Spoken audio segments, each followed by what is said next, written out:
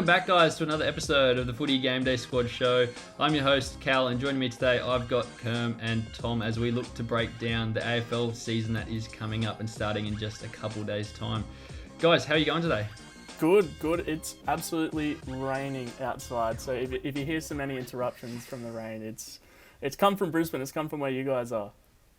Yeah, it is. Far North Queensland, for those who are just seeing Kerm for the first time up in Cairns. He's either sweating or it's pouring up there. Exactly. How about down in Sydney, Tom? How are you going? Mate, the weather is a little bit kinder in Sydney, other than up far north. But, mate, we're doing a different type of podcast today.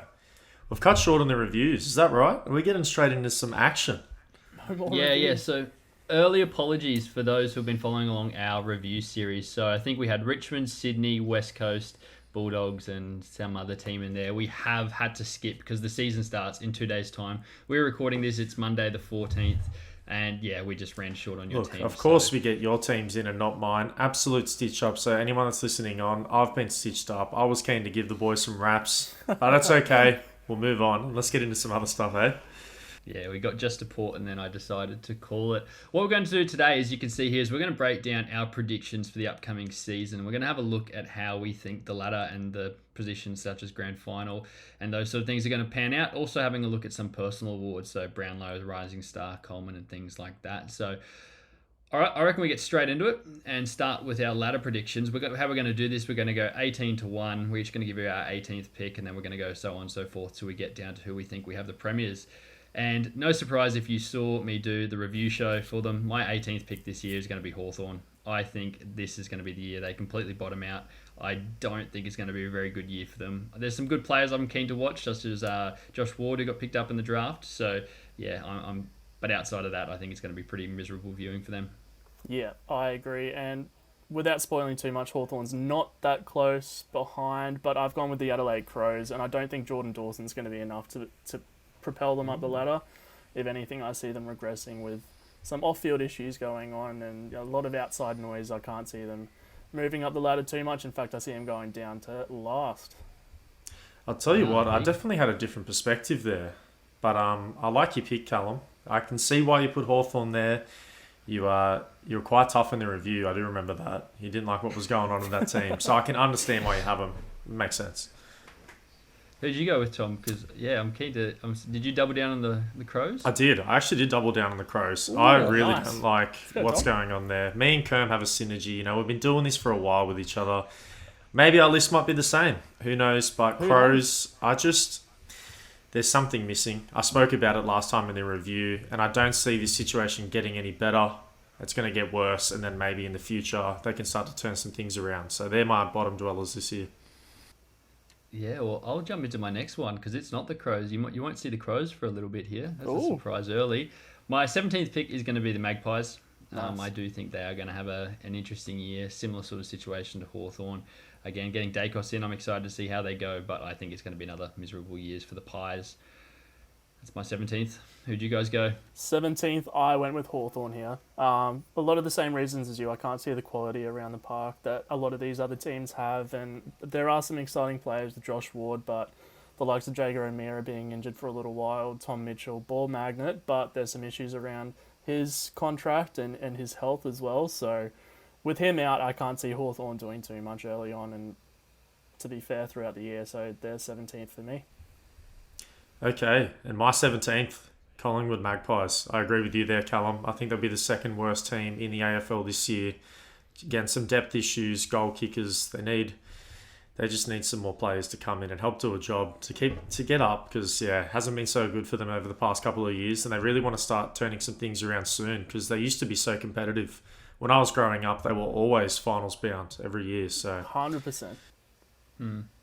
Yeah, it'll be an interesting one to watch for them for sure, particularly with the new coach and things like that going on. But number 16, I have the Kangaroos. So that is, I think, a win for Kangaroos fans. They are off the bottom of the ladder, but yeah. Come on, that's not a win, Callum. Don't do that.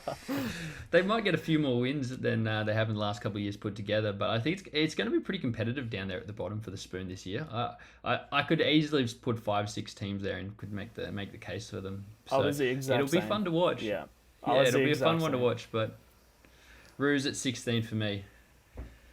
16 for me. It might be the bitter Suns fan in me, but I've gone the Suns here at 16, and a lot of it is because the prospect of watching Levi Casbolt be the number one target up forward for me all year just makes me sick to my stomach.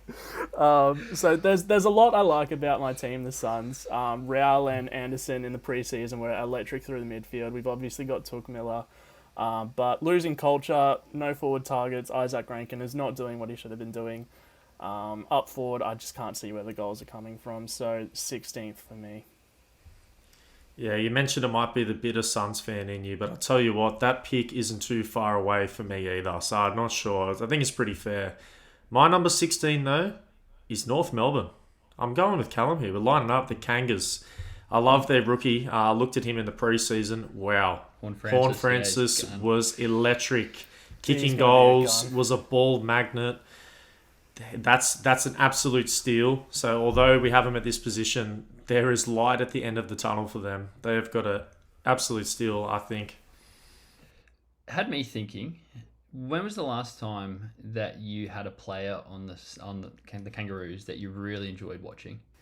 Boomer Harvey. I know and a while ago too. Like Boomer, I was 17, I'm really excited to actually watch them play, and I was like, fuck, trying to go back through the teams, and I was like, I can't remember a North player I was ever like, as an opposition fan, been like, yeah, I can't wait to see how he plays. But yeah, no, Horn Francis is definitely going to get me viewing more Kangaroos games this year. Number 15, I went with the Suns. So I do think there's going to be some good things happening around them, but losing King for the whole season does hurt. And Casbolt can only get you so far up the ladder. So I fear for you, Kerm. I fear it's going to be another rough year. I fear for where the Gold Coast are going to have a team by the end of the year. Yeah, I've got them at 15. Tassie team 2023. 15th, I've gone with Collingwood here. For the same reason you guys mentioned, you can only rely on Mason Cox to kick you so many goals. A lot of outside noise, but I am really keen to watch the likes of Jack Crisp, Brodie Grundy, Nick Dacos, and Josh Dacos as well, to be fair. A lot of fantasy relevant players in this team, definitely one to watch, but as for on-field performance, I can't see him getting anywhere past 15th. Yeah, fair call. My 15th, the Gold Coast Suns, as you mentioned, Kerm. You got some young guns there. It's the forwards for me. We mentioned it in the review. It's still this issue now. Who's going to be kicking goals? Who's going to help you win games? I don't know where it's going to come from, but some people are going to have to step up. And there's definitely an opportunity in terms of fantasy. We're a fantasy platform and we love to link everything back. Someone needs to kick goals. Who's it going to be? I'll be keeping a close eye on that forward pack to see who it's going to be. Wouldn't keep too close of an eye on it. You don't want to watch I was them going to too say, much. if only you had like a Tom Lynch or someone up forward, hey, Kerm. Yeah. Yeah, if only you had the chance to draft him, how good would that be? So our 14th player, Cal. 14th team. Yes, I have gone with the Adelaide Crows. So I have them coming up a little bit higher this year. Obviously, being a Port fan, I enjoyed the last couple of years where we have belted them. But I think they've got a little bit more talent than sort of those teams, a little bit more mature list than some of those teams. And they've had their couple of years at the bottom. I do think they're going to start climbing up. But they're one of those teams that you could sell me the scenario that they finish bottom of the ladder, and I'd believe it too. So, yeah, that's how high I had the Crows. Fair enough. And I've gone with North Melbourne here at 14th. Really exciting team for me. I have them a little bit higher than you guys. The likes of Taron Thomas, Jai Simpkin, Todd Goldstein. It's a little bit getting on, but Cherry, the backup ruck that they have, who played in the preseason game, was incredible, and obviously Horn Francis. So they do have some fantasy relevant players again. Definitely keen to keep a close eye on them to see if they have a sharp improvement, because I think it's possible. But yeah, this is where I have the Kangaroos slotted in at 14th. Zeeble and Ball back there. Zeeble and Ball. Yeah. Obviously dominating so much when they were at the bottom of the ladder. So do we see a drop off with them if they start moving forward? So. Yeah, definitely. I agree with that. And I love the fact that you said those jump-in players. We saw it so much last year. Players nearly doubling their fantasy output from the year prior, just based on pure opportunity. But my pick here at number 14 is the Carlton Blues. Ooh. I don't think they're finals bound. I don't think they're going to do so great this year. I've got them at 14. But this is one of the ones that I was really unsure of putting them there. And I'm going to say it. That's probably the more controversial pick, other than one that's coming up soon. And just want to mention, none of you guys have said, I haven't mentioned Hawthorne yet. Yeah. Yeah, we'll keep it No, going, that but I was haven't going to say mentioned our the list team. was starting to line up after that Carlton one. We're finally falling apart. At 13th, I have St Kilda. Wow, okay. Yeah, I really don't like this team, and I thought they were a very hard one to try and gauge where I think they're going to be, and it's seeming like this year's going to be a really competitive year of footy, both at the top, the bottom, and the middle. I think it's just there's going to be these lists when we look back on them. I think we're going to get a few terribly wrong, but I'm pretty comfortable in saying that I think that the Saints aren't going to have a good year, regardless of where they ultimately finish. I think they'll miss finals, and 13th for me. Can Jack Steele win the Brownlow from 13th? It'd have to be a Gary Ablett type. Couldn't he? Yeah, Gary Ablett type season. Close one. 13th, I've gone the West Coast Eagles here. Slightly controversial considering how long they've been at, near the top four for so long. But just so many injuries. Their team's been decimated. They've only got 26 fit and healthy players ready to go for round one. I can't see them bringing it back later on in the season the way they have in the past, because they got Shannon Hearn. You got so many older players playing in this team now that they're starting to rely on, and the injuries are now starting to creep in. So 13th, I've got the West Coast Eagles. Yeah, great summary there. And following 13th as well, West Coast Eagles, for all the reasons Kerr mentioned. They're close to being a finals team, but as you said, too many injuries, age. It's just not going to all happen this year in my eyes. Got him at 13th. Yeah, and I'll jump straight in. I've got them at number 12. They have burnt me the last couple of years. I think I was a lot higher on them than other people were. So you could potentially say, I'm putting that into my factor. I just don't want to be burnt by them again by putting them much higher. I really did think a couple of years ago when they got Kelly that they would be a premiership team, and I think that sort of COVID year I thought that was their year. They were my favourites heading in. So I do wonder if they've missed their chance. I think they have. And 12th for me, and sort of sliding down the premiership mountain. I would not be surprised to see them finish lower. I think 12 and 13 might be a little bit of recency bias considering how much they've been so good for so long for. If they finish that's a good point. 15th, 16th, I would not be surprised at all considering their list right now. Anyway, 12th, I've gone with St Kilda Saints as well here. A lot of players I like. King, Steele, Crouch, some absolute ball magnets and guns on the team, but just the overall depth that they have at position, especially down back, I can't trust at all. They're only a few injuries off really falling off the rails this season, I think. So here I've got the Saints. Who needs depth down back, man, when you have Steele just absolutely carrying everyone's workload for him? But my number 12 pick is Hawthorne. And I want to talk about the reason why I put them in this position, because I know you guys were not on the same level with me here. But when we were doing these reviews for the other teams, this is one of the teams that I noted had so many people in and out of the lineup. There was no consistency with their roster all year. There was just players in and out through to injury. Sicily missing the whole season. Gunston missing the whole season. I think it's only up from them from last year. Honestly, everything would have to go south and be terrible again for them to be in the same position. So I actually see an improvement, and that's why I have them there. Fair. Yeah. Watch this space, watch that. That's going to be a spicy one. I'm keen to keep an eye on that. Number 11, I've gone with the Giants. Another one I just don't feel good about in terms of where I've put them, because I'm kind of putting this like West Coast Saints, GWS. They're kind of putting them there, but I kind of either think they'll be higher or lower, and that's kind of just the average. But I do think they've missed their premiership window. They have some really good players. I know how much we love Lachie Whitfield, and we've spoken about him so much. Go back and watch that review. It was almost the Lachie Whitfield show with how much we loved him. But I there's just something not right there, and I feel like I just don't love the team. I think they overachieved last year, making the finals, let alone sort of winning one. So I wouldn't be surprised if they miss out completely this year. Fair enough. And I've gone with the Essendon Bombers here, which hurts me to say because I really, really, really like their midfield. Zach Merritt, Andy McGrath when he's in there, Darcy Parish, absolute freaks of nature through the midfield. But it's either side for me, relying too much on some younger players up front and likewise at the back, some younger players, but some just really old players. Michael Hurley's not the player he used to be. So outside of their engine room, there's just not much that excites me down at Bomberland, and that's why I've got them here at 11th. Yeah, and fair enough. And for the pick before, all the Hawthorne fans, get around me. Get in the comments. Let us know that you guys are on Easy, the up man. because they do not believe that they are going anywhere this year. We need to represent, even though I'm not a Hawthorne fan. We need like a bet system. It'd be like, oh, you buy me a sandwich if this actually pulls off. you got to buy the next few more coffees. I think I deserve more than a sandwich if they pull this off. But anyway, we'll get into my pick. Number 11, Kerm. Very similar to you. It's Essendon Bombers for me. As you mentioned, Darcy Parish, he's a player I will be looking at this year. And I'm pretty excited to watch him get out there in the midfield and get in amongst it. But you're right, they're just relying too much. They're too top heavy. They need a little bit more depth and they can really take this team to the next level. Good picks. I can see it. Next one was maybe the hardest team for me to actually place out of all of them. And as those who listened through our first series will know, I was a Swans member last year, even though I'm a Port Adelaide fan. So I've got a soft spot for them.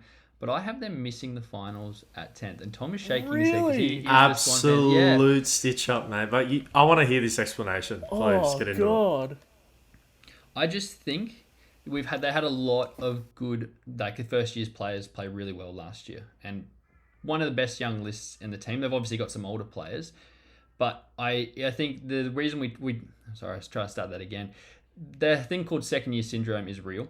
And it does happen and it does affect players. And there's a lot of players here who would have to play really, really well again just for them to be at that level. Now, they do have an easier draw and they had a very easy draw last year. So this one could come back to bite me and I could see them finishing 8th. But I don't think sort of 10th is too far away and deserves the sort of shock reactions that I was given. But I just think the lists I'm going to say through before they're coming up, just a bit more mature and I trust a little bit more. But in saying that, I would love to see the Swannies make the finals and I'd love to see them get a win because I'm pretty sure my girlfriend's still crying about that GWS final game, so I know it would cheer her up.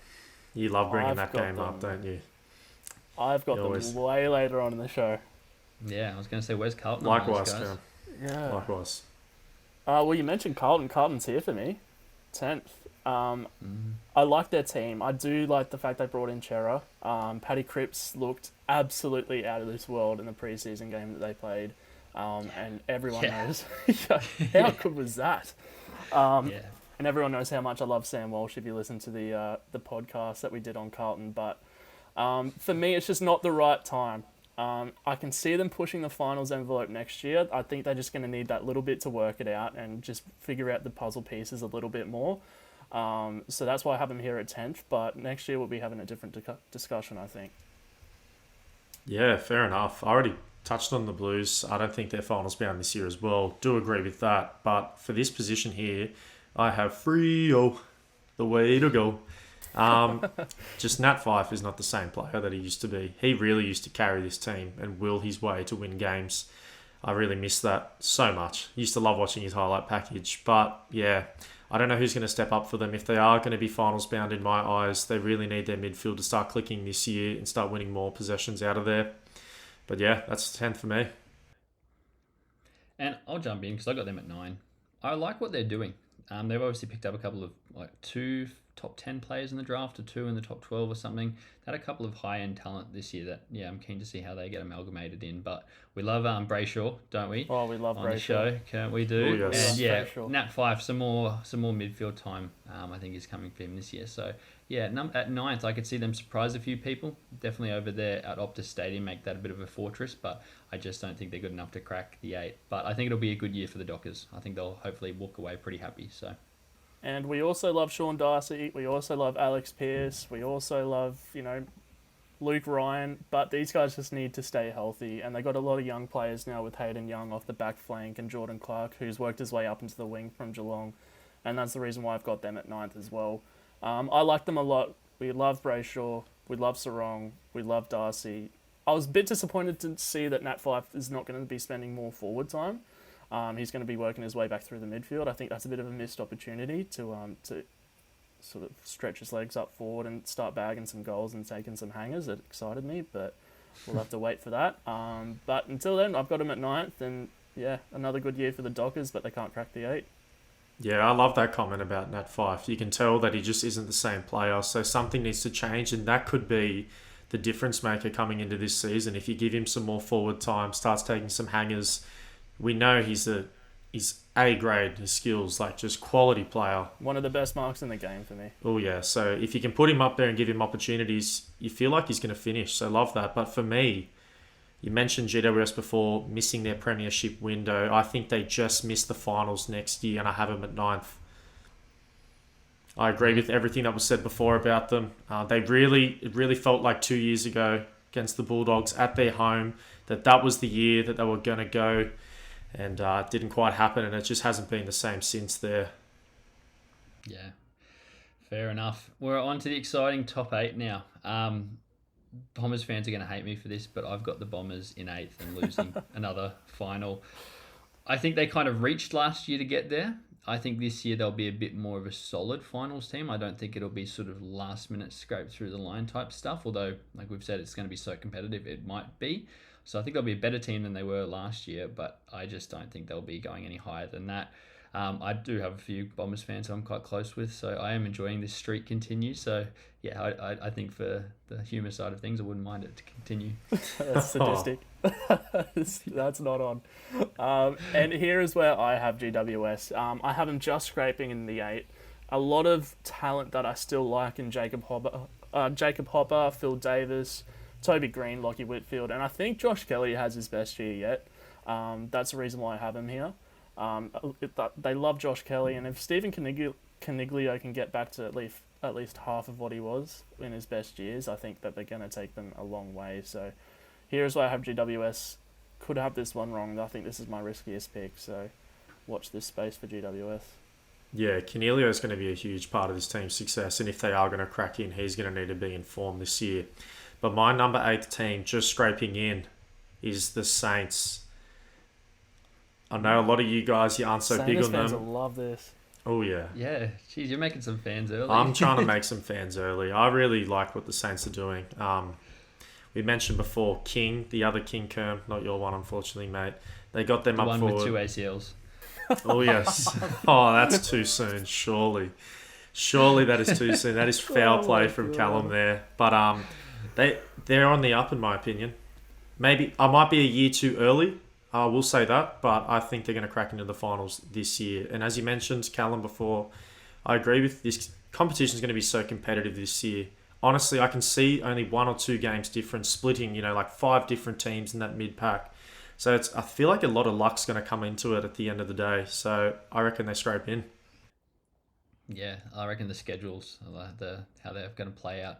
Some teams having softer schedules than others. That's going to be a big thing this year. Absolutely. At 7th, I have the Carlton Blues. So I think a lot higher than you. Yeah, cracking in. Okay. So I remember I gave you the stat when we did the Blues, and I had them pretty high. I don't know what I had them there. I think I have changed a lot of my picks since we'd started our review quite a while ago. But one team on average every year will come from sort of outside the 8 to inside the top 4. It's sort of the way the AFL works. It didn't happen last year, but you think about the Swans, they almost sort of made it. They're only a couple games back. So you kind of almost have to pick your surprise team, and for me, that's going to be the Blues. So I don't know if they're good enough to win a final. I really am backing Paddy Cripps this year to come out and dominate. We obviously love Sam Walsh here. We unhealthily love, is that the word? We have an unhealthy relationship with our love for Sam Walsh as a fantasy player and the card that we want to pack on GameDay Squad. But yeah, I really do think this is the year the Blues crack into the finals, and yeah, it'd be a massive sort of comeback for them. So keen to see how Vossi goes. We've got a lot of time for him. That's another thing. Yeah, I don't hate that pick. I don't hate that pick at all. But at 7th, I've got the Geelong Cats. A little bit of a regression here. And those who listen to the podcast will know that they actually are an active retirement home right now. So they got a lot of players over 30. The only way for them to win is to win this season for me. If it's not this season, it's the experiment's done. You're going to see a big exodus at the end of a lot of aging players who want to get out of there. And I'm sure list managers for Geelong will want them out of there as well to rebuild and start again. So it's now or never. At 7th, I think it's more never than it is ever. So yeah, this is who I have at 7th. Yeah, and fair enough. But man, they're just one of those teams that always seems to find a way. Similar to the pick that I have right now at 7. Like, I really wish I could throw this team out of the 8, but they just keep coming back every year and fighting. It's the Western Bulldogs. I look at their team some years and I think they're not so hot, and then they just absolutely wipe the field. Like we talked about that prelim against GWS there. I really thought GWS were the favourites. They were going to win in a landslide, and Bontempelli just went to work, kicking goals, just getting every clearance it felt like in the game. They still got this core together. They're all so experienced in the finals. They're going to find their way back there. I do have them regressing a little bit, I think, and probably compared to you guys. We'll see how it is with your picks, but 7th is fair for me this year. That's wild. That's a stunner. The only case I could make to support of that is that grand final would have hurt, and they had it in their hands, and you just wonder if that's kind of, if it's sort of a season missed and they fall back from that. But I'll get to my Dogs pick later on. It's not at number 6. Number 6, again, second hardest team to predict, Richmond Tigers. I think they're good enough to be in the finals. I don't know if they're going to be sort of the elite level top 4. I don't know, potentially lose Dusty again. If he doesn't come back the same player, then this team might not even make the finals. But I think they've still got Hardwick. They've still got their core. They still need to be respected. And I think last year was, obviously a year that were injuries and things like that. So, get them all back together. And I think they'll be a team that, even if they do finish somewhere like 6th, you won't want to play them in a final. No, exactly. And I've got them at 6 as well. They've made a lot of good signings. I love the signing of Robbie Tarrant. That was massive for them. And they've got such a good back line with Dylan Grimes, Jaden Short, back there doing their thing. Their midfield with Prestia, Suns player. You can have him now. He's all yours. They're such just a well-oiled machine. Hardwick's got them on a leash. They're so good. They're so hard to break down. And with Jack Revolt and Tom Lynch up forward, there's not a lot you can do to knock them, to be honest. And here we go. We've got the perfect bracket here from us here at GameDay Squad. Whee! Number 6 is the Richmond Tigers for me. Nice. I love the points that everyone made. They're a well-oiled machine. They are disciplined. They are very disciplined. They know exactly what they want trying to do on the field every single game and how to utilise every player to the best of their ability. You can see the way they space it. Everyone knows their role. But I'm really waiting for the season where Jack Revolt hands the keys to Tom Lynch and says, go kick 60, go kick 70. Because I feel like Tom Lynch has the talent to do it, but he just hasn't got in there yet. And Jack Revolt is just not slowing down either. So I sort of don't blame that Tom Lynch hasn't got in there because he's just so elite still, Revolt, and he's so old. I'm just waiting for this regression. Looks like it's never going to happen at this rate. Yeah, well, just to round us out, I've also had what the bookmakers think Richmond will be, and they think they'll be 6th as well, 6th for the Premiership odds. So look at us, we've all lined up with them perfectly. So, watch that space, see if we got that one right. Number 5, I have my beloved Port Adelaide. I know. Okay. Taking my glasses off for this one. I think you heard the reasons why in the Port Adelaide review, the last one we did. A lot of things that just don't seem right. Our dependence on Charlie Dixon. I don't think we have a second forward yet. I don't trust Todd Marshall to help out when Dixon's not scoring. Georgiadis looks good, but we're just very predictable going forward. I think defensively we've got one of the best back 6 in the comp. 100%. One of the best midfield in the comp. It's just that forward line, and if a team figures us out, they figure us out. What about? I think I said in the Port review. You got your new signing, Jeremy Finlayson, forward from GWS. Yeah. Look, he's not the best player, but he's going to come in there and kick some goals for you guys this year. It will help, but it's one of those things. Until I see it, I'm not going to believe it. Won't believe it? Okay, there we go. When the last game of... Well, sorry? Will Dersma get forward time, do you think? Or is he going to occupy that wing still? I don't know. Good question. I like Dersma. Good question. Give us a bow and arrow, man. You stunned him with his team. There you go. Yeah, I want him to kick a few more goals, get the bow and arrows out. But... Love the bow and arrow. Yeah, and when the last game I saw my team play was that prelim final, they're lucky that I don't have them outside the 8. So. That's true. Oh. So move on quickly. 5th, I actually have the Sydney Swans here. I like them. They've sort of built the SCG into their own sort of fortress. So they've made it their own. It's hard to beat them there now. I love their back line. They're just such a well-rounded team everywhere along the park. If Buddy Franklin can string some games together, I think that goes a long way. But JPK not slowing down. Luke Parker not slowing down. You got Errol Goulden now coming through. He looks a stud. So I really like the Swans this year, and I can see them occupying fifth.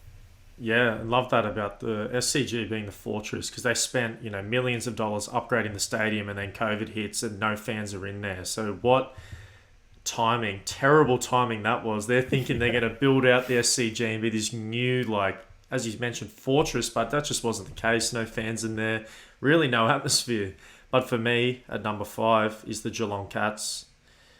It is their last rodeo, in my opinion, but they are just too talented all across the ground. They have veterans everywhere that know how to slow the game down when they need to, or speed it up when they're falling behind. Just Patrick Dangerfield, he's that guy. He's going to be that guy again this year, but I feel like this is the last season where he really, really is one of the best players in the league. Fair enough. Number 4. Now, how we've done this, it's not our sort of where we think they'll finish on the ladder. It is, so for the team I have 4th, I have them losing in a prelim. So you can sort of put 4th or 3rd in whatever order that you want. I think 4th is going to be the Melbourne Demons. Ooh, I think they are. okay. I think they're Interesting. I think I've said it before. I think they're the best team in the AFL. They've got the best list in the AFL. I just worry about a bit of a premiership hangover, and I worry that last year was such a big thing, such a drought to get there and win it. I just wonder if they have a bit of a Richmond slip up like they did when Richmond lost to the Pies in the prelim and get stunned by a younger team, potentially like the Lions or potentially even Port or something like that. So yeah, this is one that could come back and bite me, because they could easily run on and win 21 games here and dominate the final series. I could see that, but yeah, heart tells me that it's not going to be very straightforward for the Demons. They might have a few injuries. I love that. And very quickly, I'm the same. And for the exact same reasons, I got Melbourne here. I got good. Yeah. I can breathe now. I'm not on that island by myself. No, I got the exact same mindset. That hangover is real. It's a real thing happened to Richmond. So it's definitely a concern for them. They've got the talent to overcome that. That's 100% certain. As you said, I think they've got the best well-rounded list in the league. Like defense, midfield, ruck, forward line. It's all just. It's a shiny engine that it's cannot complete. Be. Yeah, it really team. is. It really is. List manager's dream. Exactly. Exactly. And there's depth as well. So this could come to bite us on the clacker pretty hard. But yeah, for here I've got the Demons as well. And Callum, you talked about not being on the island on your own, but I'm pretty sure it's just you two there, guys.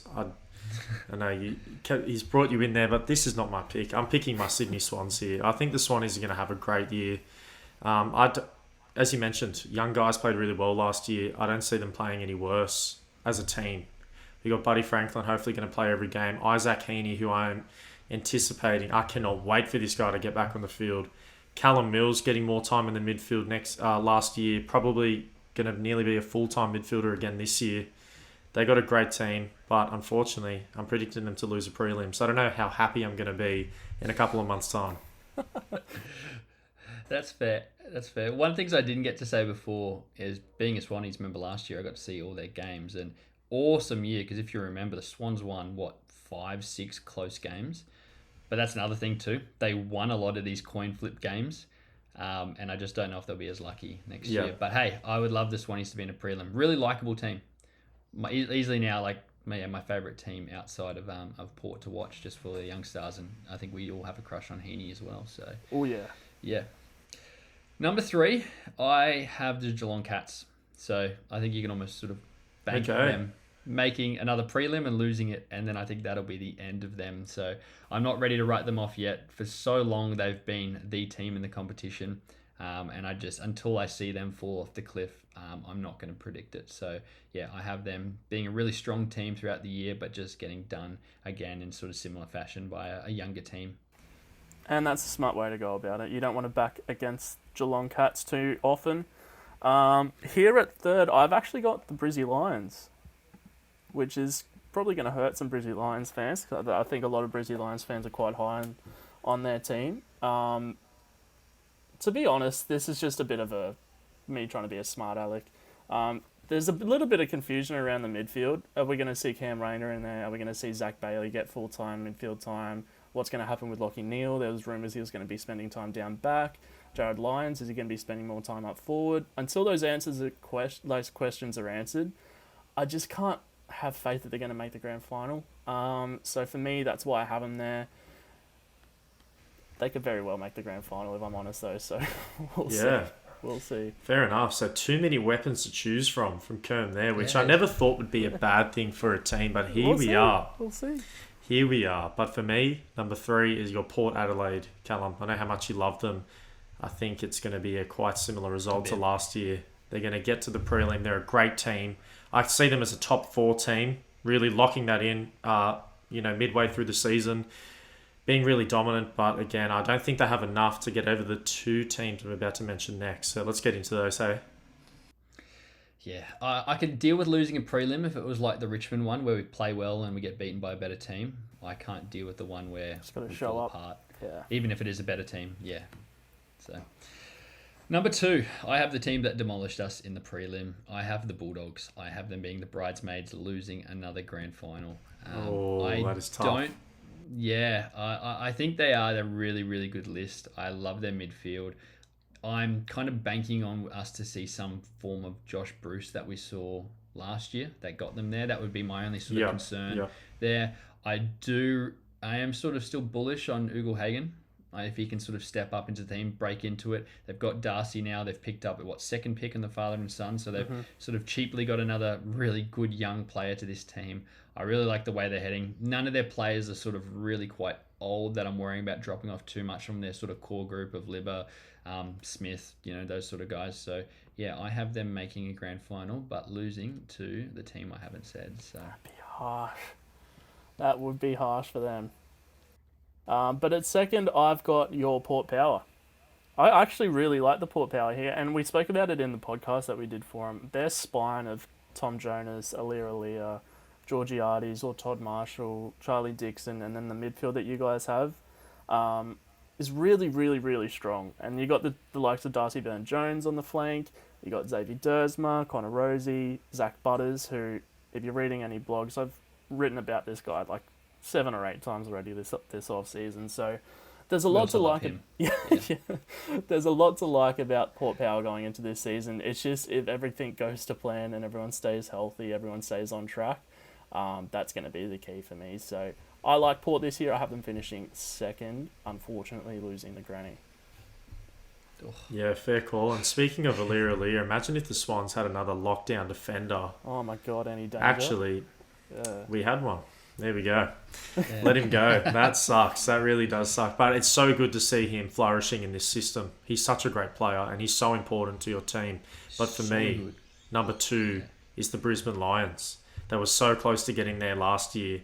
This is the year they get to the grand final. But fans, unfortunately, I have them losing the grand finals. So it's not all cheers here. They're a great team. They've really put together a nice list, a really deep list of great players. And, this is the sort of team that could have 1 or 2 significant injuries throughout the year and could still have players come in and just be just as great as the players that have exited, unfortunately, due to injury. So I love what they're doing there. They're number 2 for me. They're going to make the grand final. Yeah, and I have them winning it. They are my number 1. And yes, I just think it's their time. They've been building to this for a while. They've had the heartbreak of 2 straight sets losses or without winning home finals. Yeah. It's been tough on the group. They've had key injuries. Rayner missing last year, obviously. He's come back and he looks like a jet. They're a funny one where I think they've got a few older players, Zorko, Rich, those sort of guys, where if they don't win this year, I think they kind of reset their window a little bit. I kind of feel like their mountain kind of looks like this. They kind of have to win now or drop off, and then maybe in a couple of years again they'll be back again. Yeah. So I have them winning. Yeah, but I do think the way they've been building, I think this is their year. Again, I don't think they're the best list talent-wise.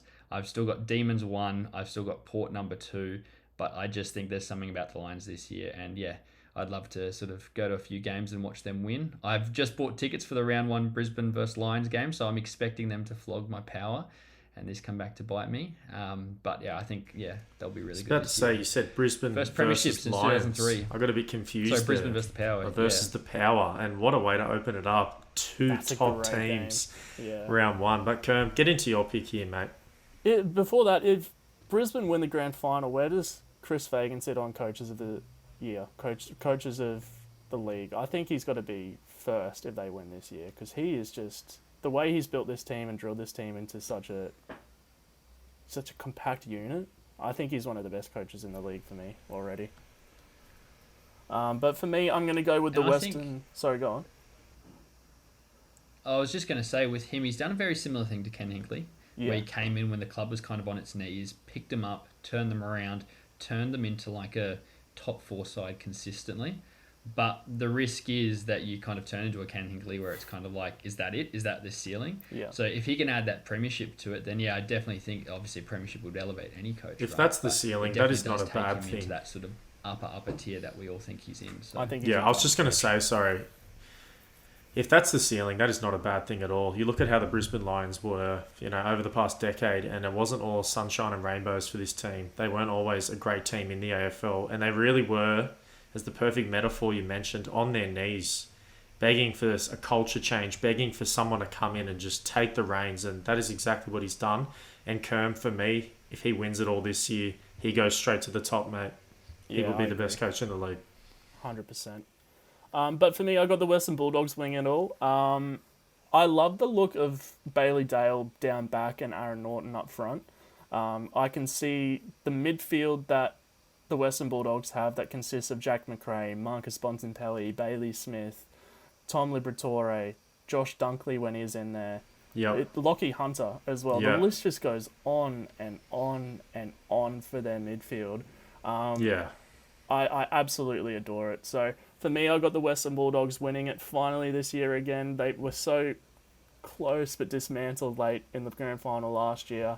I can see them figuring it out this year, and Beveridge does a good job, I think. And we'll speak about the Brownlow a little bit later on, but it'll be a Bulldogs. Yeah, you know what? The Western Bulldogs really just had everything going against them at the start of that grand final, and somehow found a way mid-game to start turning some things around and going on a run on their own. And to their credit, that is extremely hard when your backs are up against the wall, everyone's sort of starting to count you out, and this team's getting a roll on. And we spoke about their list, the Demons, probably the best in the league. You have to go up against this list and then change the momentum, and they just did that. What an outstanding job from them in the grand final. But for me, at number 1, I have the Melbourne Demons going back to back. Nice. They're going to win it again. Wee. They have the best list in the league. I don't think really many people can argue that. And they just got good young players. Fritz up forward, kicking 56 goals or something like that. Like, I don't even know really who he was before the season started. Now he's a key forward, and he's a legitimate chance for the Coleman medal this year, which is just crazy to think about. So this team, for me, is definitely probably going to... Can't say definitely and probably. That's very... What do you call it? Contradicting. Contradicting. That's exactly what you call it, Kerm. Coming in clutch there for me. But they're going to be a top 4 team this year, and they're going to cause some serious damage in the finals. I like it. I'm glad someone went for them for the finals and voted for premiers, because they're the easy pick. If we had all sat here and no one had picked the Demons, we'd look stupid in our review. Again, we do think the Demons have the best list. I think we all agree on that. But yeah, there we go. There's some spicy ones. I think maybe my one with Carlton, yours with Hawthorne, Tom, and then Kerm. I don't remember if yours any jumped out, but yeah, we can't see the list on screen that everyone else can see. But yeah, that was a bit of fun. What we will go into now, we'll have a bit of a break, and then we'll come back with our player awards for the season coming up.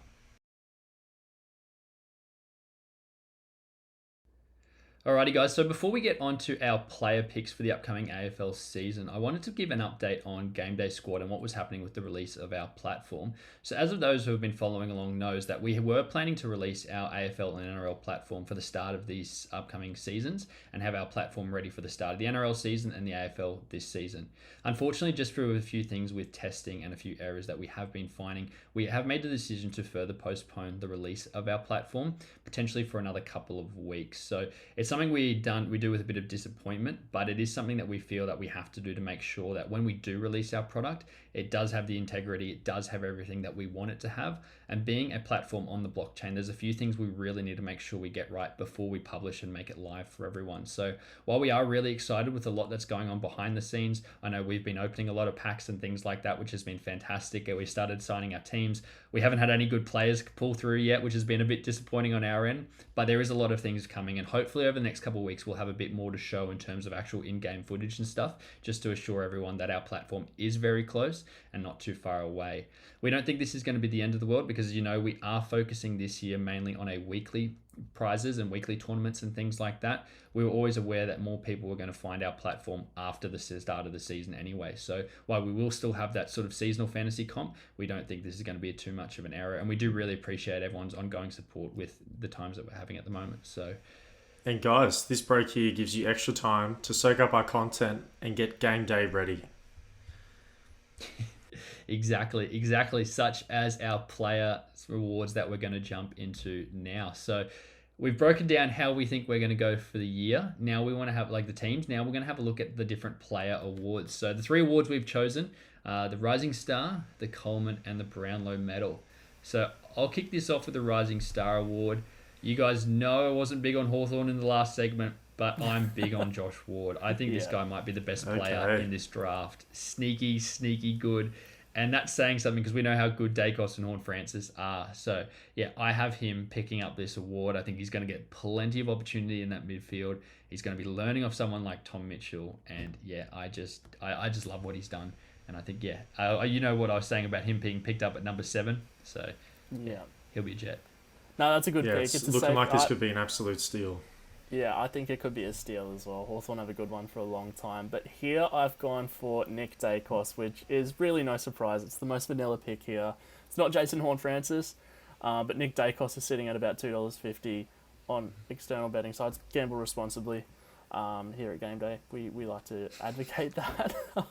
So it's a very vanilla pick, but in his preseason game, he had 31 touches. His father's son, he's going to continue the legacy of the Dacoses down at Collingwood. The guy just looks like an absolute jet and might just be the best midfielder in that team already. You got Taylor Adams there, but I think he could be the best midfielder there. He could have made this team when he was 15, if I'm honest. So yeah, Nick Dacos for me is going to take out the Rising Star. Wow, big raps and love that. Yeah, he's definitely going to get the opportunity. You've said that right. And like both players you've already mentioned, they're going to get opportunities in the midfield, very similar to Jason Horne-Francis. And we saw him in the preseason, how good he can be when he's on. He versed my beloved Swannies. And he was a bit of a problem. I was looking at him and was like, wow, this guy can really play. Yeah. He can really play the game. He has a great sense of where he needs to be to anticipate to get to the footy. We mentioned he's a bit of a magnet, and his goal-kicking ability as well has really been evident in this preseason. He's going to kick a couple of goals for North Melbourne this year, and he's going to be my Rising Star. I think a bit of a problem is a good way to sum him up because he's going to be a bit of a problem for a lot of teams for a long time. Oh, yes. Glad you picked him up. Coleman medal. This was a hard one because you mentioned before Bailey Fritsch is up there with the odds because it is such a wide open field. But I'm going to double down on my Carlton having a good year. And if they're going to do that, it's going to be because Harry Mackay kicks another bag. Yeah. So I've got him going back-to-back on the Coleman. I think back. he'll have a better year than he did last year. Yeah, not one I make with great confidence, but there was no one really that was jumping out for me. And I really do think we could get a surprise at winner. But yeah, he'd be the safe pick and the one I'm going with. It's a good pick. It's a safe pick as well. But I've gone with, and we've spoken about Bailey Fritsch a few times already, but I've actually gone his forward line teammate, Ben Brown. And he didn't play many games last year, and the year before that he only played 13 games last year, but kicked 25 goals when he did play. And the last time he played 22 games, he kicked 64 goals in a terrible North Melbourne team. So if you got some deliveries coming from Christian Petracca, Clayton Oliver, Jack Viney, some of the best users in the game, Christian Salem as well likes to get forward and get some inside 50s. Big Benny Brown's going to be racking up some meterage on those kick-ups, and I can see him winning the Coleman. I'd love that. Ooh, yeah. I'd love it too. I think it'd be good. Absolutely, and I've gone here and I've smacked on my eye patch. I'm going for a player that's in my own team, and it's Lance Franklin. And what if I told you that this guy was only 10 goals away last year from winning this award? And I felt like his season wasn't his best. When I was watching him on the field, I don't think he played to the level that he can. Still, I know age is an issue and he is getting older, but if he was a legitimate chance to win it last year, I don't know why that can't happen again this year. It really feels like, though, he's getting to the back end of his career and that his days of being elite and just being an elite player in the league in general are numbered. So it's really like a now or never for Buddy Franklin if he's going to win the Coleman again, and I think he does it this year. Yeah, I think the it's the last dance. Exactly right. Yeah, for Buddy. Do we see someone going 70 plus this year? 70 plus goals? Look, Not for me. Yeah, Not for me. No, I don't think so either. It's just such a shame. Sorry, as you see, my internet's dropped out there, but I've come back to hearing Lance Franklin's going to win the Coleman. Yeah, that's what I spicy. said. Yeah. Yeah, wow. That is definitely what I said. So I was just, I just think we're saying it's the Got a last Swans dance. jersey Kerm on said after it that, perfect. Under that I would t-shirt. love to see it. Yeah. I didn't like Buddy for a long time, and then after last year I really did. I guess getting to see a little bit more of him up close and sort of hear a bit more of him. But yeah, no, I'd love that. That'd be really cool. I really hope he gets his 1,000th goal at the SCG in the first couple of rounds and everyone can run onto it. Yeah, Brownlow medal.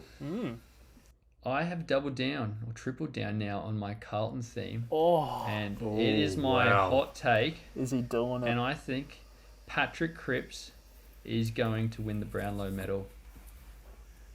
I don't hate it. I don't hate it at all. That is spicy. That is really spicy, but I can understand why you're making this pick. I have purchased all the stock on Patrick Cripps Island. I'm buying up all the land. I'm the only one here. But I really do think if Carlton are going to have the year that I think they will, and this was, mind you, I've made this pick before preseason. I just want to make that clear. I'm not just piggybacking off the fact that he killed it in his couple of preseason games. I think with Vossi in his ear, whispering, go back to the video I watched when we recorded at the end of last year, Vossi whispering in his ear, I think he's going to be the main force behind them. And the only concern I'd have about it, or the big concern I'd have about it, is Walsh taking votes off him. But I think them two can coexist, and I think it's going to be scary. I'll tell you what, that's quite a big concern to have. That old Walsh comment just at the end there, just quietly, huge concern. Just two studs in the midfield. So they're definitely going to take points away from each other, and that might inevitably hurt them in the end. And they both could miss. That's why I didn't go one of the big Melbourne guys, which I'm keen to see if one of you guys went and overlooked. I haven't gone a Melbourne guy. I've gone a Bulldogs guy, and I had the Bulldogs winning the grand final, and I think a big reason of that would be Marcus Bontempelli. A lot of competition, as I'm sure you guys are going to mention. You got the likes of Jack McRae, Bailey Smith, Tom Liberatore, Lockie Hunter, Josh Dunkley. The list of their midfield just goes on and on and on and on. But Marcus Bontempelli is the biggest name there. He can get forward, he can kick goals. Umpires love him. They know that Marcus Bontempelli's around the pill somewhere. So I'm going to take Marcus Bontempelli to finally get his Brownlow, his Charlie, and take his team the whole way as well. Good year to be Marcus Bontempelli. I just saw he's only 26. Yeah. Damn. That's scary, eh? And I know you mentioned a lot of names in this midfield, but no one has the versatility like Marcus Bontempelli. This guy can dominate the game in so many different ways when he's needed to. If he needs to take big contested marks up forward and kick game-winning goals, he's the man. If he needs to start winning clearances and start dominating the midfield, he's your man again. Yes, they have a great core group of people, but there's always one name you can depend on at the Western Bulldogs, and it's Marcus Bontempelli. So love that pick. I love how you say game kicking winner. Goals is such a... Yeah, because I think he can win a game off his own boot any given night that he decides to. So, yeah. No, I agree. And I think kicking goals is so important in the Brownlow. That's why I wasn't on the Wines train last year. I just didn't think he kicked enough big goals, whereas the other guys he was up against have those moments. But yeah, no, I'd love to see Bont do it. I think everyone loves him, even if you're not a Bulldogs fan. So be a good one. But Tom, who have you gone with to close off our preview show? Yeah, last pick feels like of the draft. Feels like we're drafting all these players to our teams, but we're not. And if I predict that St Kilda are going to make the 8 this year, similar to Marcus Bontempelli, there is one man you can rely There is on one at this man. club, and it's There Jack is one. Steele, and he is my Brownlow prediction. I am really bullish with Jack Steele this year. I don't know if this is me holding my fantasy eye patch over my head and just can't see through like the actual production on the field, because I know it doesn't necessarily correlate if you're a good fantasy player to you being a great player in the league and helping win games. But if they're going to make the 8, he is their backman that is going to just swing the ball, really transition it well from the backs to the mids and even to the forwards. I can see him creeping up the field as the season goes on, and the confidence is up in the team. So Jack Steele, he's my pick. Well, we've seen some fantasy relevant spicy. players win the Charlie before. Like if you go back to when Matt Priddis won his Brownlow for West Coast, he had a great fantasy year that year. Tom Mitchell, Yep. when he won it for Hawthorne. So there's I a bit always of a... forget Priddis won the Brownlow. How incredible is that? It's a weird one. There's one for your pub quizzes. But yeah, no, I like the correlation between fantasy stud and Charlie, Brownlow medalist. So I was going to quickly ask who, just a spicy little fantasy thing, who we think's going to top the Game Day Squad scoring. Do we think it was going to be Steele or Took, or do we think it was going to be someone else? If you looked at Game Day Squad on our website and went to the blog section, we just released a blog with a couple of us guys sort of putting out Hasn't our been picks. released yet. Hasn't been released. Oh, has it? Yeah, It well, has sorry, been my released, bad. guys. It has been released. So go to the Can't keep up with website. all the content we're doing. Oh, yes. Like, go to the website and check it out. But I am going to stay on this bullish train of Jack Steele. And I said it in the blog. I've said it here in the podcast. And he is my pick for the best fantasy production heading into this upcoming season. Yeah, for me, Yeah, I'm who the did same. you have, Kerm? I had the same. I went Jack You went Steele. Steele? Tackles, kicks, everything, marks. And Took's going to be right there with him, but it's, you could see Jack McRae doing it as well, which is a massive accumulator of the footy. I would not be surprised if we see Jack McRae do it, but have you got anyone different, Cal? No, I've doubled down on Cripps. I forgot we put that in the article. That's who I had. But that's probably a good segue into all of our content that we have over there. Kerm's been doing some fantastic work writing blogs on each position, what players you should be targeting for the upcoming Game Day Squad season when we do release, hopefully in a couple weeks' time. We will have lots of updates coming through. Stay tuned on our socials. Make sure you give us a like and a subscribe on this video. We do really appreciate it. We are going to be moving into constant doing preview and review shows for the upcoming season, putting on our fantasy hats and really breaking down the year as it unfolds. So we can't wait to get into all of that. But from all of us here at Game Day Squad, thanks for your ongoing support. And Tom, make sure we're getting Game Day ready. Woo-hoo.